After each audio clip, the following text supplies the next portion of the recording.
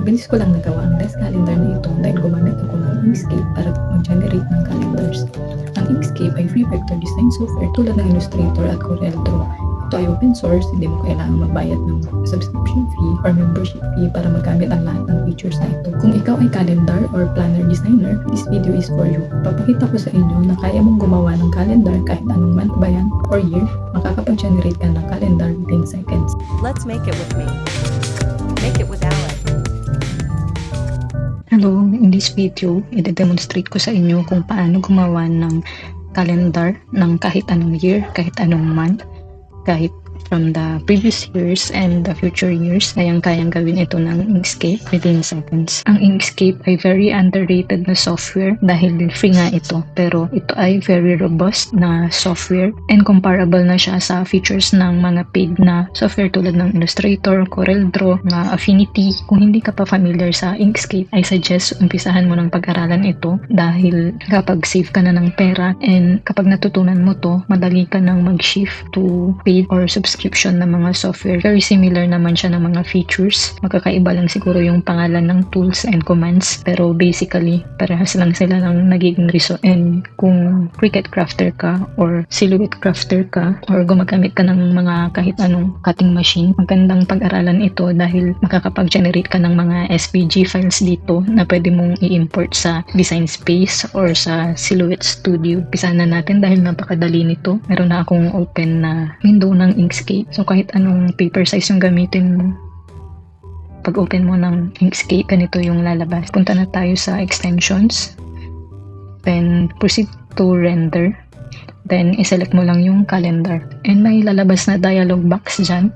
I-turn on muna natin yung live preview and then dito sa may configuration, dito ka pipili ng year. Kung gusto mo ng 2027 na calendar, type mo lang dito sa box na to and then pag naka-turn on yung live preview mo, lalabas na sa page yung calendar na gusto mong i-generate. Ganun lang siya kabilis mag-generate, seconds lang.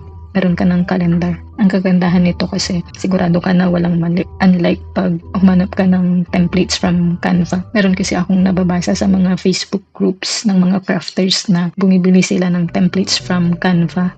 Then nadidiscover nila na mali-mali pala yung calendar. Iba yung number, iba yung days. So basically, mali talaga yun and hindi reliable. Kaya mas preferred ko na sa Inkscape ako nag-generate ng calendar. Then export ko ito kung kailangan kong gumamit ng ibang software. Pero most of the time, pag gumagawa ko ng projects na gagamitin ko ang Design Space, nililayout ko siya sa Inkscape or sa CorelDRAW. Then import ko na lang siya sa Design Space dahil hindi na ako nag-subscribe sa Cricut Access. Then, dito sa months, doon lang tayo sa standard na number ng months. So, pag 1 ay January, 2 ay February, and so on. Pero kung gusto mong i-generate yung buong 2026 na calendar, lagay mo lang yung year na 2026 and ilagay mo dito sa month 0 para mag-generate yung lahat ng months.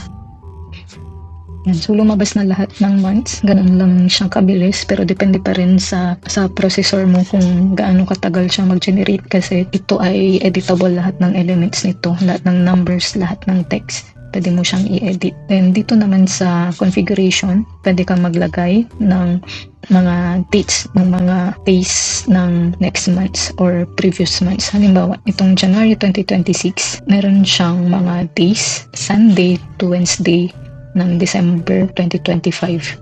Then, meron din siya ditong February, yung first week. Then, ganun din yung mga ibang months na fill niya yung mga empty cells ng days ng previous months and following months. Then, meron kang column din dito na show week number. Pwede mo ring tanggalin yan. Pero lumalabas siya dito sa may left side ng calendar. Then, kung tinurn off natin yan, mawawala yung week number. Then, pwede kang mag-switch na Monday, yung first day of the week. Then, magre-regenerate ulit yan. Then, naging Monday na yung first day. Then, yung weekends, pumunta na sa right.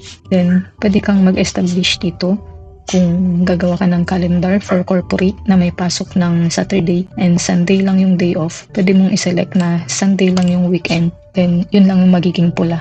Yan. Ibig sabihin, weekend siya. Then, pwede mo rin siyang ibalik na Saturday and Sunday.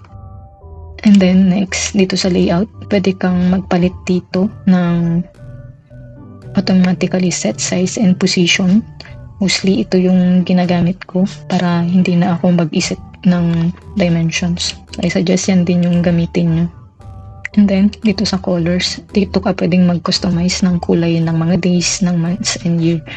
So, kung hindi ka masaya dito sa 2026 na kulay, select mo lang tong square na blue dito, then mag-select ka ng ibang kulay, may default palette, or pwede kang mag-select ng custom color, then lalabas ito, and pwede ka nang pumili. Dito sa may malaking square na to, pwede kang pumili ng shade ng kulay. Then, dito sa may left side, pwede mong i-move up or down para ma-select mo yung color.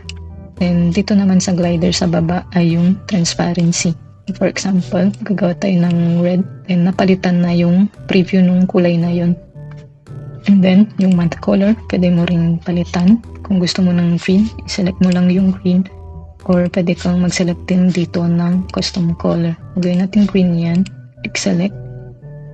Then, naging green na siya after mag-regenerate ng calendar. Then, so, lahat ng elements dyan, pwede mong palitan.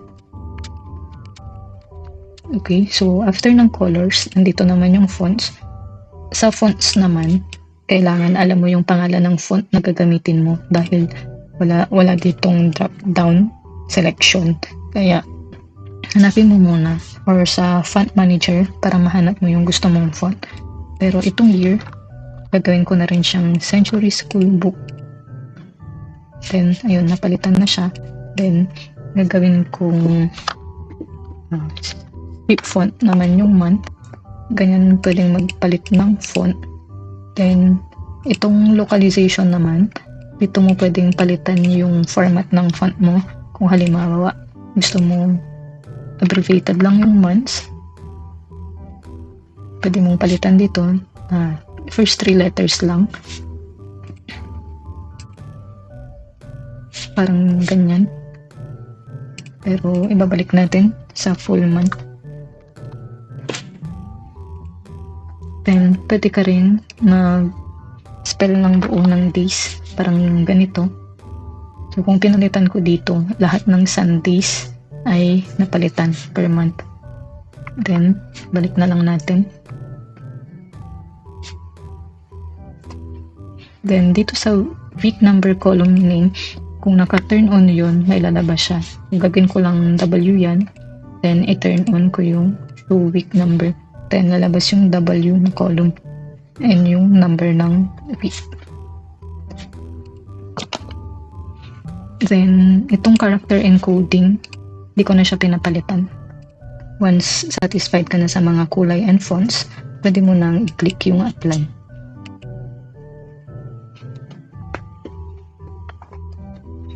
Then, pwede mo nang i-close ito. Pag na-generate na yung calendar mo, dito sa may layers and objects na panel, may lalabas dyan na year 2026. So, isang group siya ng lahat ng months and days. O yung pinakaibabaw ay yung December and yung pinakailalim ay yung year. So, from here, pwede ka rin mag-edit individually kung halimbawa gusto mong i-change yung font na to, pwede mong i-select yung text, then tsaka ka mag-select ng ibang font. Then pwede mo ring i-resize yan.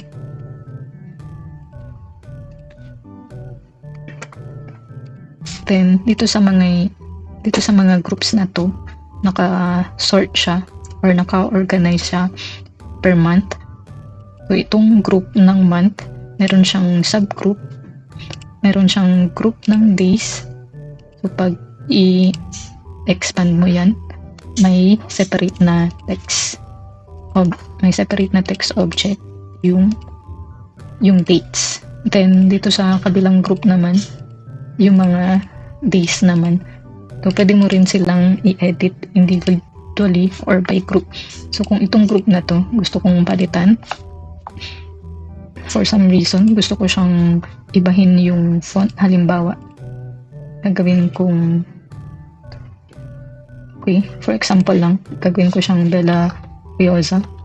Sinelect ko lang lahat ng objects. Then, sila yung napalitan. Ganun din sa month. So, ito yung text na nakaseparate sa group. Ito naman ay yung month. Pwede mo ring palitan yan. Tulad doon sa ginawa mo doon sa days. Okay. Ganun lang kadali gumawa ng calendar sa Inkscape. So, pwede mo ring i-ungroup to kung kailangan mo lang ng March. Pwede gusto mo siyang i-separate. Or kung gusto mong mag-generate, kung kailangan mo ay isang specific month lang, ulitin mo lang yun. Punta ka sa extensions, render, then calendar. Then, gusto kong gumawa ng 2027 na September, for example. So, itatype ko lang yung year 2027 and 9 to represent September. Then, click apply.